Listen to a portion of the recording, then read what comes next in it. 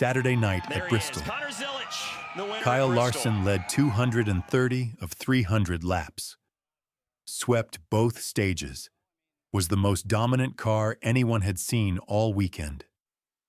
Then, with 28 laps to go, one crew chief made a decision that looked insane at the time. He told his driver, a struggling Cup rookie, to stay out on old tires while Larson pitted for fresh ones. The garage watched. The fans groaned. It should not have worked. And yet, when the checkered flag fell, Connor Zilisch was in victory lane, and Kyle Larson was shaking his head in second place. Here's what actually happened.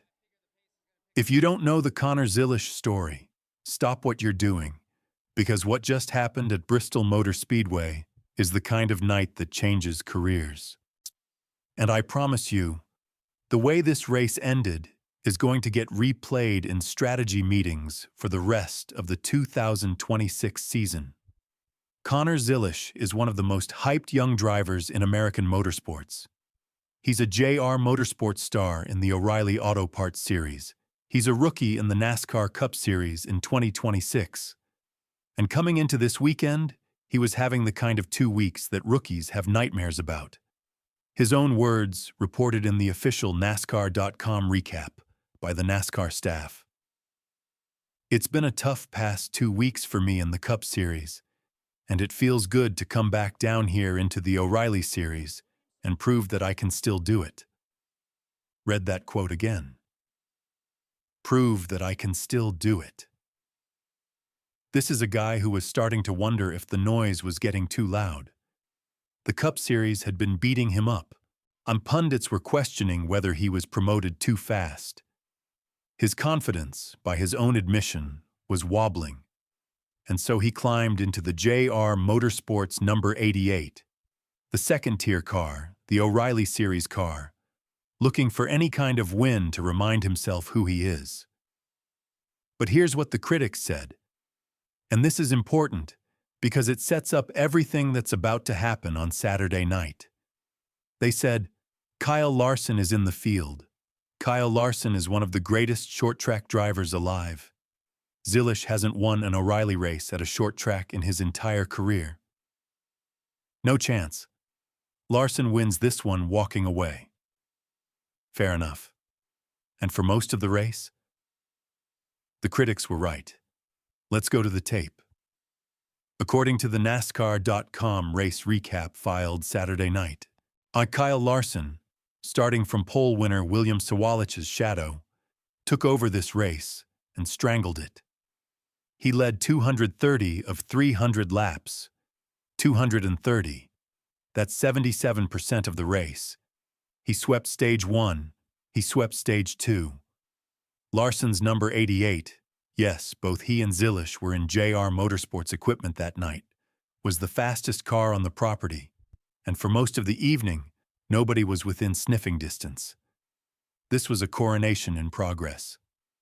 Larson, who's been riding a 31-race winless streak in the Cup Series, was about to remind everyone exactly who he is on a half-mile oval, and then the race broke.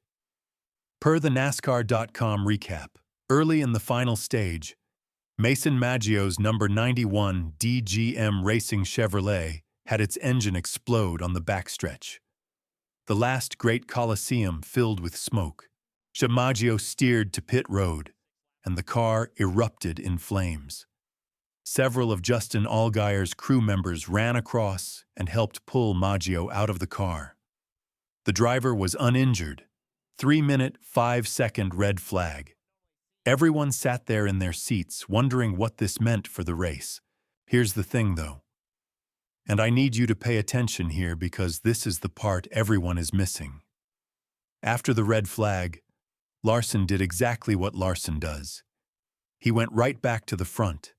He was leading again, with Allgaier chasing, looking every bit like a man about to close this out. But Bristol, as it always does, had one more twist waiting. Lap 270 out of 300. Gray Gaulding spins in turn 1. The 7th caution of the evening comes out. and now the entire race sits in the hands of the crew chiefs. Here's where Rodney Childers, Zilisch's crew chief, makes the decision that wins the race. Per the NASCAR.com recap, Zilisch, Brent Cruz of Joe Gibbs Racing, and Corey Day all stayed out on older tires. Larson pitted for fresh rubber. When the green flag came back out, Larson was fourth. Zilisch was leading. And the math from there was brutal. Because yes, in a vacuum, fresh tires at Bristol are a weapon. Larson on new rubber against 3 cars on worn tires should have been a slaughter. But there's something specific about Bristol's concrete in the closing laps that matters here. Track position, clean air, the inability to pass at the top of the groove once the marbles build up. Zilisch didn't just have old tires, he had the lead. And at Bristol, that's not a disadvantage. That's an advantage. Then came the 8th and final caution. Anthony Alfredo spun on the front stretch. The race slowed down for the last time. Zilisch held the point. Larson lined up behind him. And when they went green, Zilisch did what Rodney Childers told him to do. He protected the bottom lane and drove the final laps of his life. The checkered flag fell. Connor Zilisch, 24 hours after getting humbled in the Cup Series, was in victory lane. First win of 2026. First ever at Bristol. First on a short track. 12th of his O'Reilly Series career. Per the NASCAR.com recap. That was awesome. 2 words. A whole season's worth of frustration released in one exhale.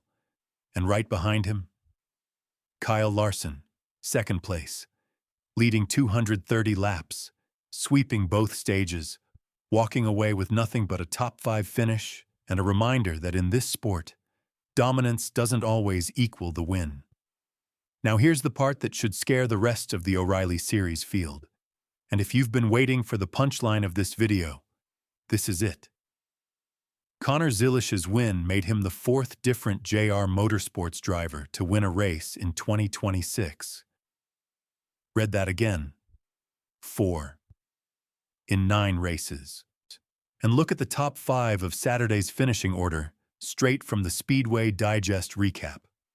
First, Zilisch, JR Motorsports. Second, Larson, JR Motorsports. Fourth, Justin Allgaier, JR Motorsports. Fifth, Carson Kvapil, JR Motorsports. That is 4 of the top 5 cars, all wearing the same colors. The only driver who crashed that party was Brent Cruz of Joe Gibbs Racing in 3rd on the same strategy call. JR Motorsports didn't just win Bristol, they owned Bristol. And then there's the Allgaier piece, which almost nobody is talking about.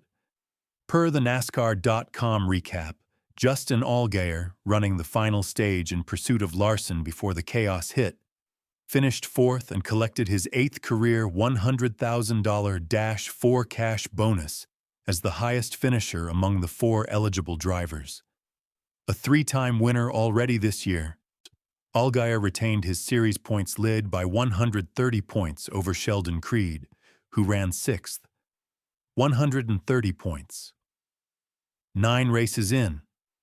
That's not a series lead, that's a fortress. Meanwhile, Corey Day recorded his 8th straight top 10 finish, per the same NASCAR.com recap. 8 in a row. As a rookie. That's the longest active top 10 streak in the series. William Sawalich, the pole winner, finished 7th. The kids are running, the veterans are running. JR Motorsports is running. Here's the math that should terrify everyone else. If JR Motorsports can put 4 cars in the top 5 at a short track that was supposedly Kyle Larson's domain, and if Allgaier can still pull a -4 cash bonus while finishing 4th on an off night, what happens at Kansas next Saturday? What happens at Iowa? What happens when this team doesn't need chaos to win? So here's what I want you to think about. And I mean really think about it. A week ago, Connor Zilisch was a Cup Series rookie being picked apart for his struggles. Tonight, he's the driver who out-strategized Kyle Larson at Bristol Motor Speedway on a call everyone in the garage would have said was wrong. The race was supposed to be Larson's. The trophy was supposed to be Larson's. Instead, a Cup-humbled kid in the JRM number 88 stood in victory lane holding a trophy that, 8 hours earlier, nobody thought he had a chance at.